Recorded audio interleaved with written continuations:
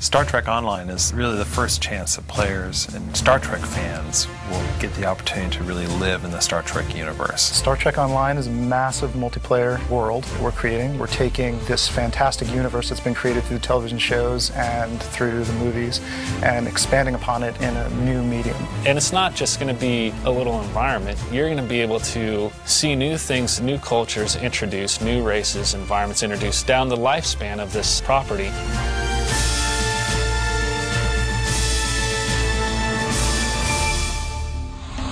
The way we're gearing this whole thing is for the casual user. So they'll hop right in, they'll be very familiar with the whole system, how to set up your avatar, how to get into the world, how to interact with other players, how to interact with quest givers, and just explore. We're introducing new landscapes, and we're able to take, the bits and pieces that we've seen from the sets in the movies and flesh them out into large landscapes, and you'll be able to traverse across these landscapes.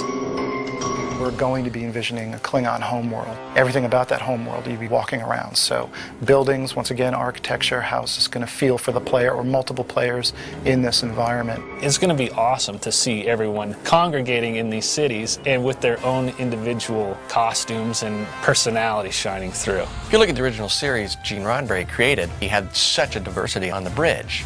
The Scotsman and the Russian Chekhov, all that influence. And so you're already geared for that world of Star Trek of interacting with people from not only other races, but from around the world. And you can start out as a Klingon or Ferengi or Cardassian. You can start out one of many different races, but if you start as a human, you actually start at the Academy in San Francisco. And you start out getting your training there.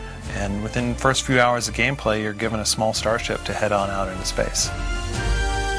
Ventured out into like a whole new series of Federation ships where you have like the engineering group, the science group, the battle group, all these different kind of variations which you never had in the features or the shows. So there's pretty much something for everybody. And then once you customize it, it's even more your own vessel. And that's what's kind of unique about this game, is it's very independent. We want to make it a rich experience. We want to make you really feel like your ship is cruising around planets and nebulas and all kinds of interesting interactions in space.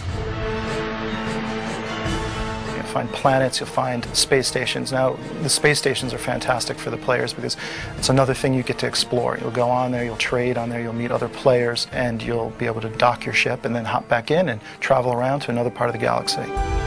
And as the player heads out into the galaxy, they'll explore more and more, and the world will essentially grow. And that's important for the player, that you feel a sense of discovery and exploration. Of course, very important for Star Trek that players feel that sense of exploration. So we're trying to create a world that really feels like it has no bounds for the players, so they can just keep on going out into space and keep finding new things every time they log in to play the game.